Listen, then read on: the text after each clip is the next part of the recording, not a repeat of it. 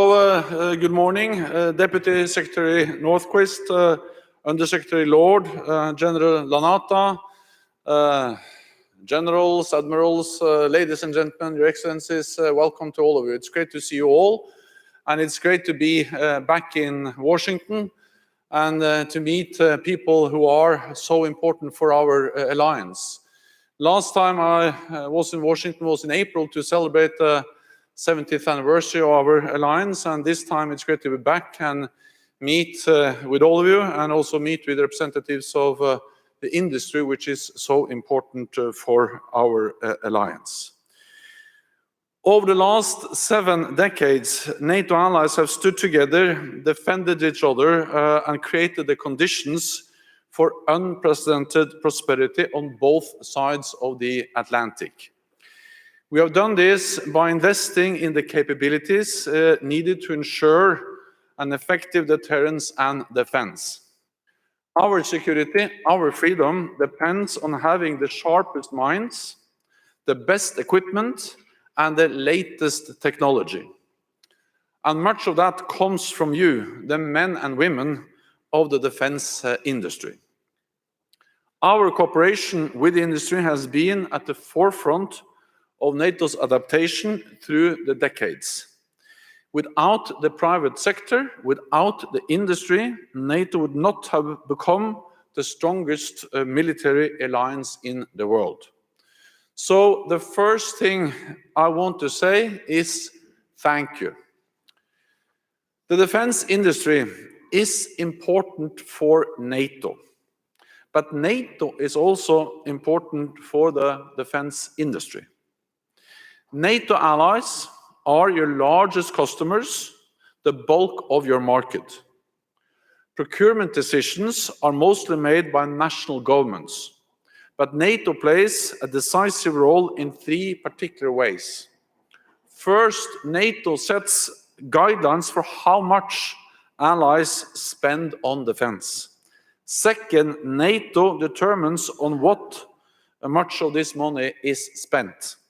And third, NATO often facilitates how this money is spent. So, first, how much? After the end of the Cold War, allies reduced defense spending. But in the last few years, the trend is reversed. All allies have stopped the cuts. All allies have increased defense spending. More allies are meeting the guideline of spending 2% of GDP on defense, and the majority of allies now have plans to do so by 2024. This is a major achievement. Defense spending has now increased across European allies and Canada for 5 consecutive years. By the end of next year, these allies will have added an additional $100 billion to their defense budgets. That is billions of dollars for new equipment, new investment in the latest technologies, and new research and development to make sure we remain at the cutting edge. This, in return, means new opportunities for our defense industry. Europe is already the United States' second largest export market for defense, and it is growing. So we have established an upward trend, but we must keep up the momentum. Which brings me to my second point. NATO helps to determine how most of those extra billions of dollars will be spent. We are not only committed to spend more, but also about spending better. Allies agreed to invest at least 20% of their budgets in research and development and new equipment. More than half are already meeting this commitment, and more allies are doing so every year. This is a powerful driver for the alliance to continue to invest in new equipment and new technologies, and it is essential to do so. Through the NATO defense planning process, allies agree on which capabilities to invest in. This enables different allies to provide the required forces and capabilities in the most effective and efficient way, including new disruptive technologies such as artificial intelligence, machine learning, and autonomous systems. These present incredible opportunities for our security. But these technologies also pose risks to our ability to work together, to our interoperability. That is why NATO requires common standards across the alliance.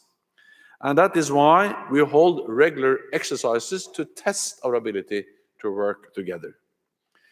In last year's Trident Juncture in Norway, we successfully tested new technologies in the field such as micro drones and 3D printing.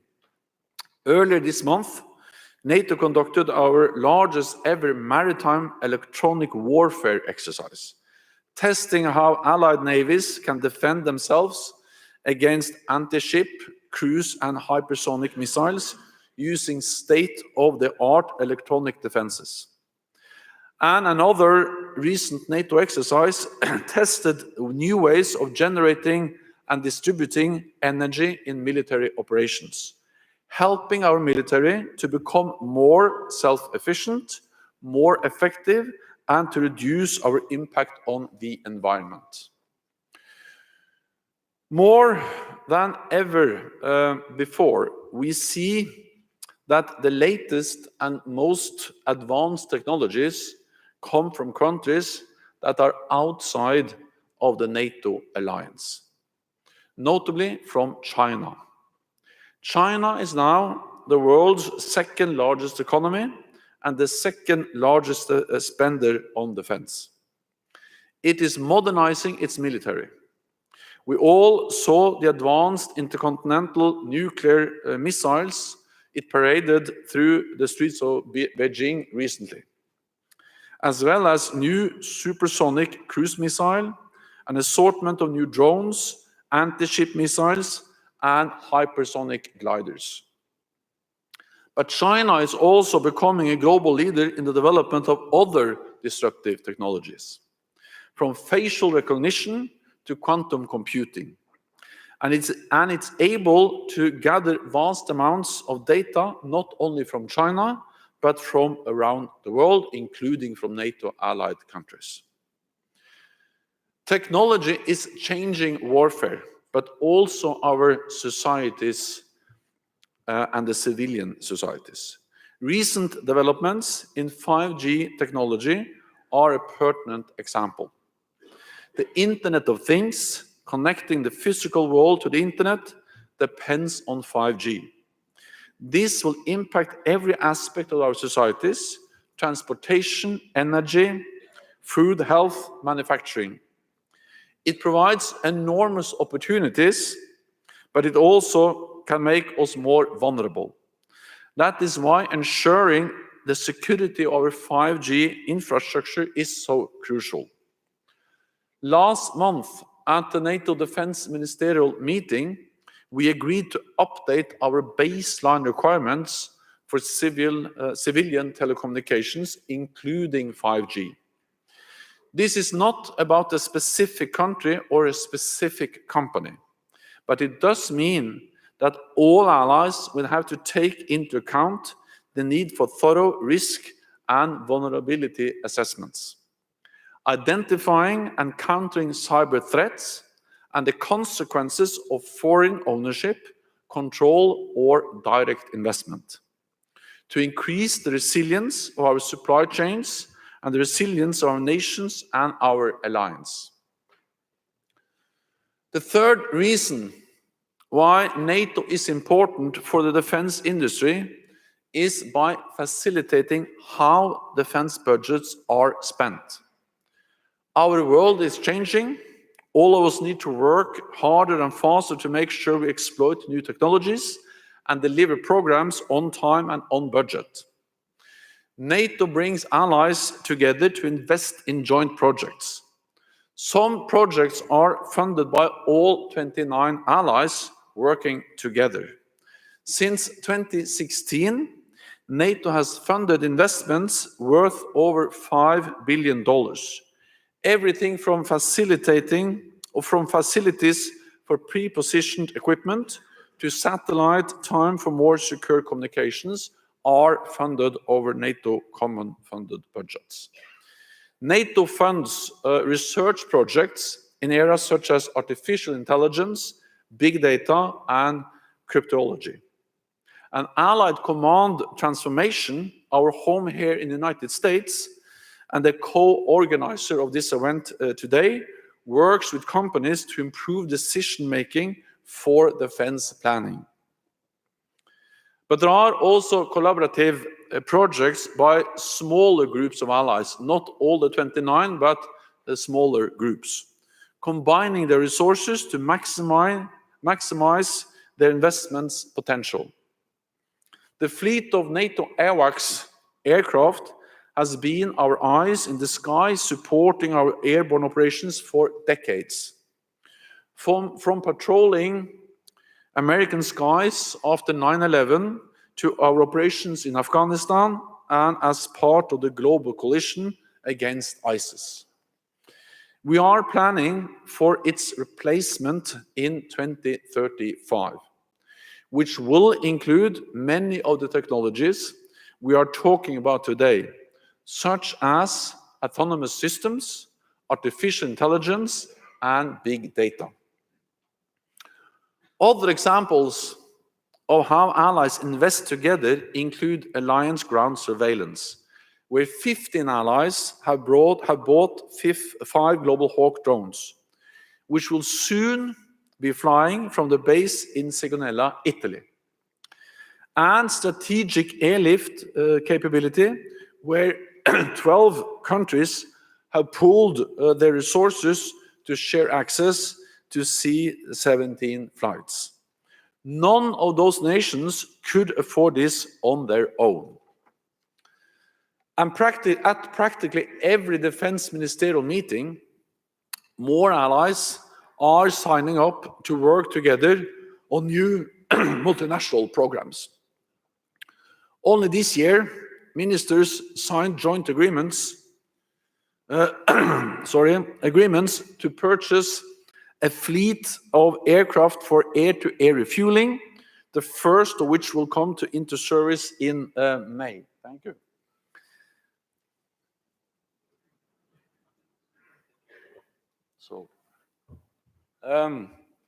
In May, to purchase and store precision-guided ammunition ready to combat, and to develop unmanned maritime systems that will be able to do everything from mine clearance to tracking submarines.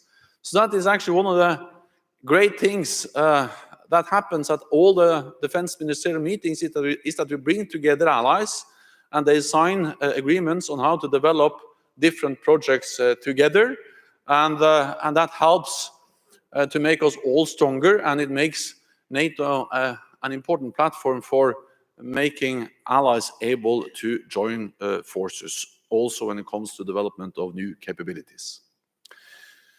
Some of these projects also involve the European Union. I welcome the European efforts on defense. They have the potential to increase defense spending, provide new capabilities, and improve burden sharing within the alliance. But NATO and EU need to complement each other. Nations shouldn't have two sets of capability requirements. Forces and capabilities developed under PESCO and EU's mechanism to increase military cooperation among member states must also be available for NATO. And we need the fullest possible involvement of non-EU NATO allies. This will be even more important after Brexit, when 80% of NATO's defense spending will come from non-EU allies. NATO remains vital for delivering transatlantic security. So, ladies and gentlemen, This year, we have been celebrating the 70th anniversary of NATO. NATO is the strongest and most successful alliance in history, not least because of the close relationship we have with industry. Much of our success is based on having a technological edge over our potential adversaries. And it is you who have enabled us to maintain that edge.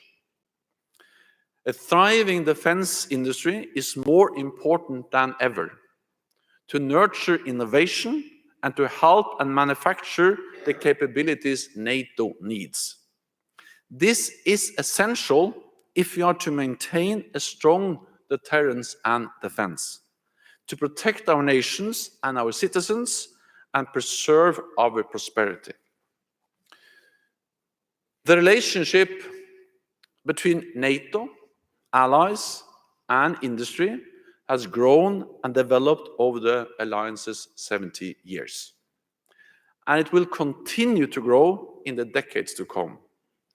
So once again, thank you for your support, both now and in the future. Thank you so much.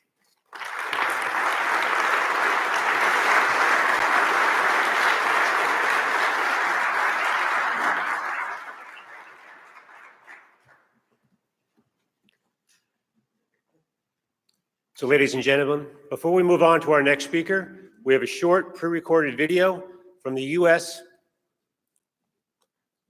Secretary of Defense, the Honorable Mr. Mark Esper. Good afternoon, ladies and gentlemen. It is my honor to join Deputy Secretary of Defense David Norquist and Undersecretary of Defense Ellen Lord in welcoming you to the 2019 NATO-Industry Forum. As you know, we are celebrating the 70th anniversary of NATO this year. For decades, the alliance has been the cornerstone of our collective security and prosperity. Today, the world around us is changing at a pace faster than ever before. New technologies are emerging that will fundamentally alter the character of warfare for generations to come. The future of our alliance depends on our ability to adapt and to lead, especially with respect to data analytics, artificial intelligence, and the rapidly changing information landscape. We must work together across government and industry to harness the potential of these next-generation technologies. And we must outcompete our adversaries to maintain a decisive advantage on the battlefield. The strength of our collective military advantage relies on the alliance's ability to work in harmony with the public and private sectors. The United States' relationship with the European Union is founded on shared values, robust economic ties, and decades of cooperation in security and defense matters, either bilaterally or through NATO. The EU should pursue efforts that complement NATO activities and facilitate cooperation and interoperability, while avoiding measures that may be competitive or duplicative. My hope is that this forum will promote stronger transatlantic defense cooperation and help contribute to our shared security and defense efforts. The United States' commitment to NATO remains ironclad. Our willingness to defend one another has been the bedrock of our security since NATO was first established.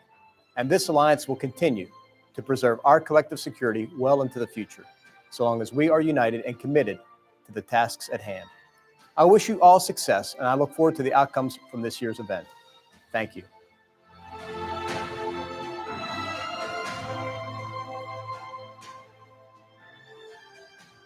Ladies and gentlemen, it's now my privilege to introduce the U.S. Deputy Secretary of Defense, the Honorable David Norquist.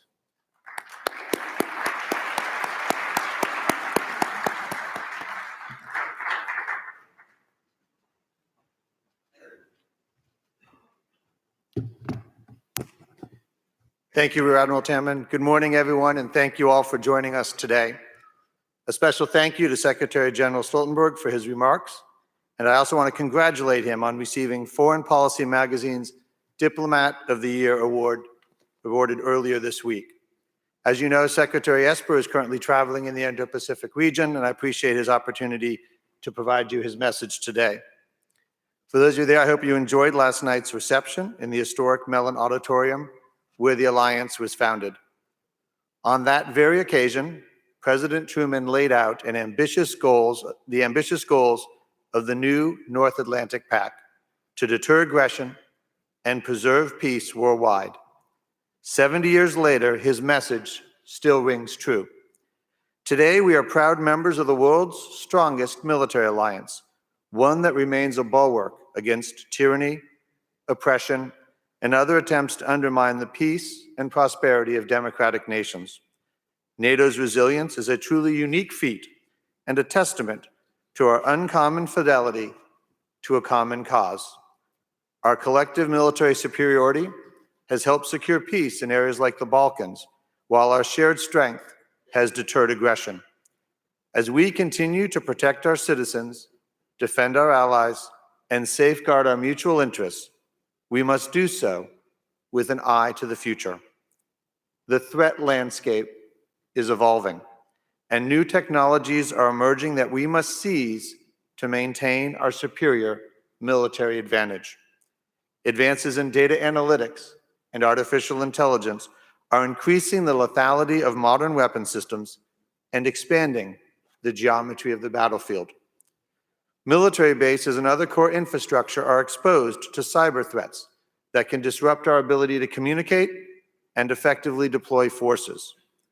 And mountains of new data and information provides our adversaries the means to engage in unprecedented disinformation campaigns. It is clear that the threats of tomorrow are no longer the threats we faced and defeated in the past. But NATO is no stranger to such challenges. From the Cold War to the War on Terror, this institution has endured because of its ability to adapt and stay ahead of its adversaries. For the United States, our national defense strategy prepares us for this new environment and era of great power competition. The NDS prioritizes the threats from China and Russia, countries that flout the international rule-based order that generations before us worked so hard to achieve. They use predatory economics, political subversion, and military force to shift the balance of power in their favor. And they are trying to erode our tactical advantage by harnessing emerging technologies to create hybrid threats. We must stay ahead of them. Our collective strength and security hinges on our ability to bolster transatlantic defense cooperation and streamline decision-making across the alliance. This is why we strongly encourage our European allies to pursue efforts that facilitate greater NATO-EU cooperation and advance interoperability. For example, the European Defense Fund and initiatives like PESCO must allow the United States and other non-EU NATO allies to participate and compete for business. A lack of cooperation could lead to duplication of NATO efforts and undermine transatlantic security. The U.S. has reviewed the draft regulations and is actively engaged with the European Commission to find a way forward that will allow our cooperation to continue. We also appreciate that the EU is negotiating PESCO with many member states that recognize the benefit of third state participation and appreciate the value of U.S. contributions to efforts such as military mobility and tanker refueling. Meanwhile, we have expressed our concern about Europe's interest in certain Chinese technologies that pose significant security risks. Reliance on Chinese 5G platforms, for example, could inject serious risk into our communications and intelligence sharing capabilities. We are encouraged that NATO is more thoroughly assessing the long-term challenges that China presents to the alliance. We must be clear-eyed about the choices before us. Security is the foundation of prosperity. Those that would sacrifice security in pursuit of economic gain may, in the long run, forfeit both. We believe the wiser course is to work together to harness the ingenuity of all allies. Together, we can develop technologies and tools that will enhance lethality, improve deterrence, and build consensus across NATO's decision-making bodies. During my time as the Department of Defense's Comptroller, or Chief Financial Officer, I saw firsthand the untapped potential of one of our most valuable resources, the vast amount of data we collect day in and day out. A new generation of advanced analytics provides us the opportunity to use this data to radically reform the department from the back office to the front line. Highly accurate predictive analytics will allow us to make more insightful, forward-looking decisions about readiness, logistics, manpower, intelligence, and a host of other critical defense concerns. We can finally get beyond the conventional practice of looking back at data to make projections. We can move from hindsight to foresight. In the past, large organizations typically use data in silos, such as training, personnel, or supply chain, and then theorized about the impact those areas might have on each other. Now we can use advanced analytics to break down those silos and see the larger picture. We can ask and answer questions like, how will the failure of a specific part affect overall mission effectiveness? Advanced analytics can also reveal anomalies we hadn't even thought to look for. For example, we might unearth connections linking two militant groups we had previously thought to be operating independently. Or we might find that an increase in failures of a tank part had less to do with the terrain, the presumed culprit, than with a certain group of mechanics who all happened to have been trained at the same base during the same time period under the same instructor. Currently, we spend too much time trying to interpret data or understand its relationship between different silos. Advanced analytics will help us do that more efficiently, enhance our decision-making capabilities, improve outcomes, and free up personnel for higher priority tasks. The potential is boundless. This is why we must work closer than ever to harness these new technologies as we prepare for tomorrow's threats. At the core of our success is each ally's commitment to investing in our alliance and sharing the burden, which means reaching the goal, 2% of GDP spending goal by 2024. To date, only 8 allies have reached this important goal, and just over half are currently on track to reach this level of defense spending. We commend those who have met their obligations on time, and we urge the remainder to uphold their commitment. In terms of readiness, we are encouraged by the progress towards reestablishing a culture of readiness in the alliance, with the 430s by 2020 as a first step. As you know, that is 30 air squadrons, 30 combat vessels, and 30 mechanized battalions ready to fight in 30 days or less. By the time of the NATO leadership meeting in December, we hope to have 100% of these important contributions identified. Efforts such as these will build the readiness we need to deter future threats and defend the principles that forged and sustained this institution. The NATO alliance is proof that democratic nations, united by common values and an unbreakable bond of trust, can successfully deter conflict, preserve peace, and promote prosperity at every moment in history. As more complex threats emerge, as parochial interests vie for our attention, and as the political landscape continues to change, our pledge to each other must remain the same. Our unity must be unbroken, and we must continue to reaffirm our commitment to the investments necessary for the preservation of this alliance and the blessings of freedom that we all hold dear. Thank you for your time, and thank you for the opportunity to speak with you today. Enjoy the conference.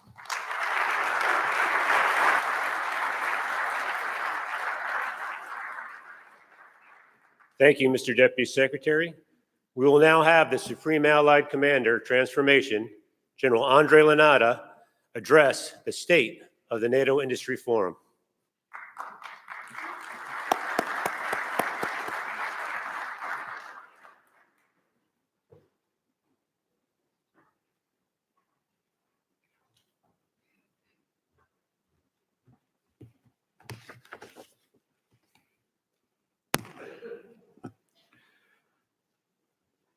Honorable David Norquist, U.S. Deputy Secretary of Defense, dear ambassadors, members of the North Atlantic Council, Honorable Helen Lord, U.S. Undersecretary of Defense for Acquisition and Sustainment, Air Chief Marshal Stu Peach, Chairman of the NATO Military Committee, dear Stu, Mr. Camille Grant, Assistant Secretary General for Defense Investment, mon cher Camille, Senior industry leaders from all allied nations, general admirals, distinguished guests, ladies and gentlemen.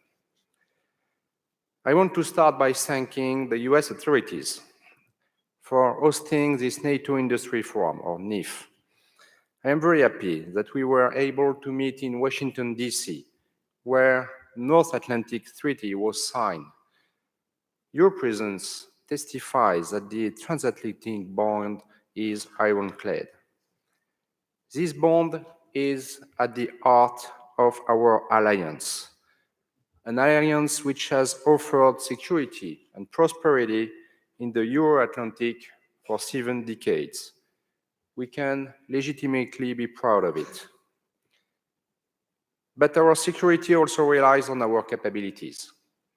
Or as Thomas Hobbes once said, covenants without the sword are but words, and of no strength to secure a man at all. Since NATO's inception, our military power was essentially based on the quality of our people in armed forces and the technological superiority our industry gives us. Industry is, therefore, a true part of the alliance deterrence and defense posture. Today, the civilian sector assumes the role of lead innovator in key areas of military relevance, such as computation, robotics, advanced manufacturing, energy, and others. Consequently, our armed forces are increasingly reliant on technologies which development is driven purely by the market and that are widely available. This proliferation of technology also offers our adversaries greater capabilities to challenge the alliance technologically, militarily, and therefore politically. At the same time, our procurement processes struggle to engage with the ecosystem that is behind these new technologies, moving at a pace which challenge our capability development processes. We therefore collectively must radically change our methods and our mindsets. This transformational endeavor is a matter of urgency and the raison d'être of my command, Allied Command Transformation. It can only happen through a renewed partnership with you, the industrial community. We need you to better understand these new technologies in order to be able to propose relevant solutions. But also, the first and foremost, we need to jointly adapt our development processes to deliver quicker, better military capabilities. This is what our forum today is all about. To trigger this change, we need to challenge each other in a friendly but resolute fashion and aim to give momentum at the highest level to topics we deem relevant to maintain the alliance's edge and generate tangible, actionable leads we can build on between two NATO industry forums. Last year, the theme of the NIF, held in Berlin, was Innovation and Emerging and Disruptive Technologies. There is no doubt in my mind that the NIF 18 greatly raised awarenesses of the strategic and political level. This event, among others initiatives, has contributed to generate a momentum which first tangible result is the establishment of a NATO roadmap on emerging and disruptive technologies that was discussed at DEFMIN last month and is to be endorsed at the leaders' meeting in 3 weeks in London. Our fruitful debates of last year NATO Industry Forum also generated various ideas on how to better leverage innovation in NATO and the alliance. Here are some examples of what we have done following these recommendations. We took the ACT Innovation Hub to the next step by giving it a lab capability, making it able to rapidly prototype and to offer a fruitful environment for final users and solution providers to interact and design user-centric solutions. In this endeavor, ACT is leveraging its geographic location on the US soil to benefit from the lessons learned in the US DoD Open Innovation Labs and US Air Force's software factories, especially the Kessel Run initiative. We are building this capacity as we speak and expect to reach initial operational capability next month. We set up a dedicated budget to fund this lab program of work to give it the necessary freedom and agility to be truly innovative. Following the suggestion to create a NATO Open Innovation Alliance, offering a framework based on shared principles and values for open innovation agreements between startups and major defense companies under the moral umbrella of ACT, we have taken the initiative to put this idea at the agenda of the ACT Day of the NIAG plenary meetings that will be held tomorrow. We openly shared some of NATO's problem statements and use cases with industry and academia through 2 innovation challenges in the 12 past months. This shows that for us, the NIF is not just a fancy and enjoyable high-level social event, even if it is always a great pleasure for me to meet our numerous friends in the industry. We leverage the NIF outcomes to adapt the way we operate and deliver. I do not doubt that this new edition will also bring its fair share of actionable ideas, as we already saw yesterday with the breakout sessions and the day before with the specific Young Disruptor sessions that ACT organized in the same way. Here are my few key takeaways from the very fruitful exchanges in our breakout sessions held yesterday. Technologies are available. Leveraging them requires the appropriate human capital. Our leadership needs to become more familiar and comfortable with AI. Our operators need the appropriate skill sets. NATO must adopt a federated learning approach and consider exercises and operations as venues to train our personnel to use new technologies and build trust in the insights they deliver. To really unlock the potential of AI and big data, we have to take resolute measures to change the way we approach data. Treat data as a strategic asset. Develop a problem-driven data collection strategy. Initiate and drive at the highest leadership level the transformation of NATO into a data-centric organization. Build trust between nations, academia, and industry to facilitate data sharing. Machine learning only works if the data used to train algorithms is reliable. We need to mitigate the risk of bias of manipulation of this data. Resourcing has to align with leaders' intent. Leaders have endorsed the importance of data science and analytical decision-making. We now need to secure resources in relation with these stakes. Harnessing solutions from the new tech ecosystem requires a true overhaul of our procurement processes. We need to dramatically speed up our contracting. We must acknowledge that freezing requirements and sticking to them is not adapted to software development. We need to be more agile and to move from a fixed project to a living product approach. I expect the next 3 plenary discussions will build upon these proposals and generate additional fresh ideas on the theme of decision-making.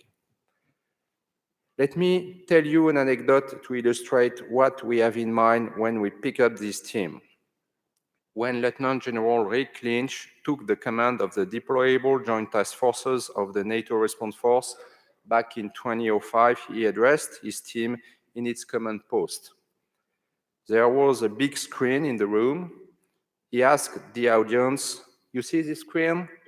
You want to know what it is meant for? That's quite simple. This is where I want to see the answers to my questions before I ask them."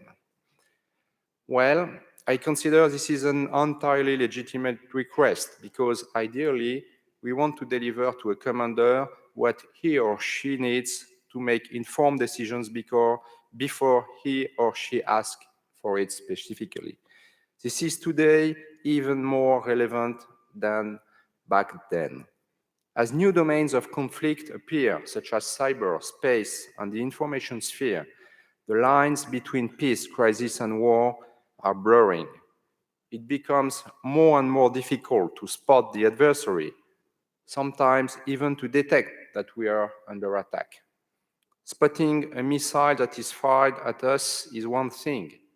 Spotting an hybrid attack combining fake news, cyber attacks, and instrumentalized militias is a different story.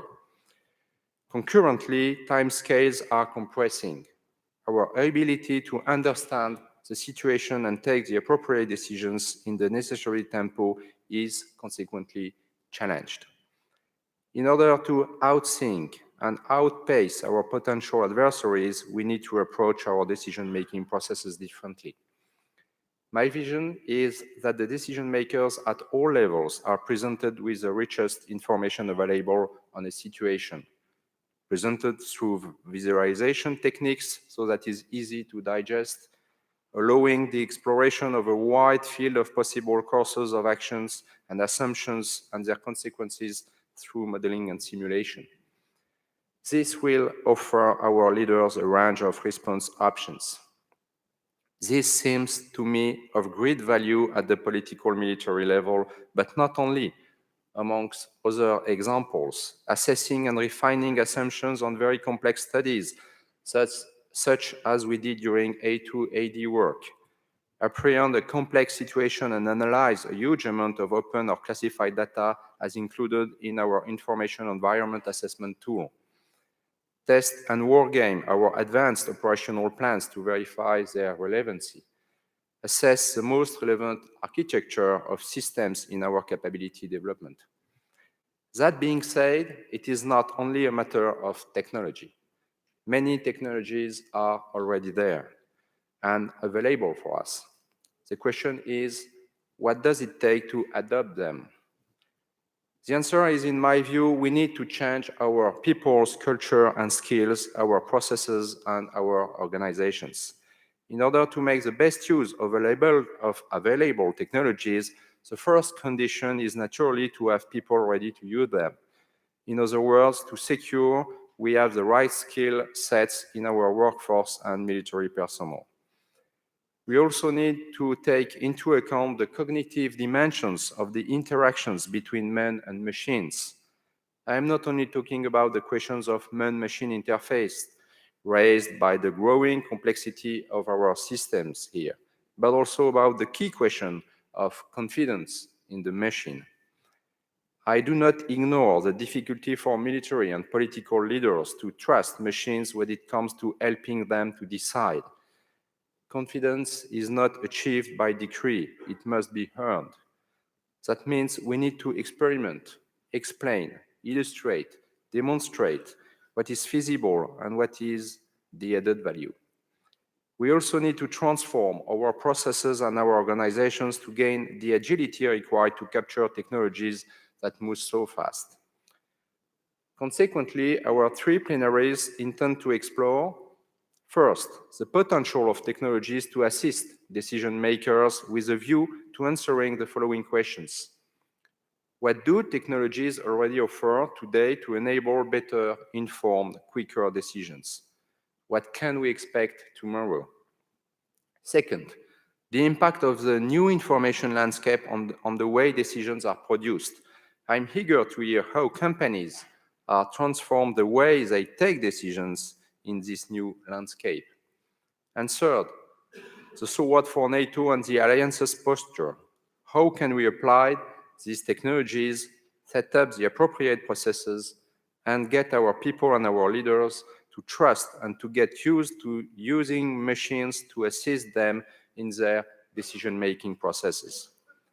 In other words, how do we very concretely improve NATO's decision-making capability to maintain the alliance's political military edge and its defense and deterrence posture?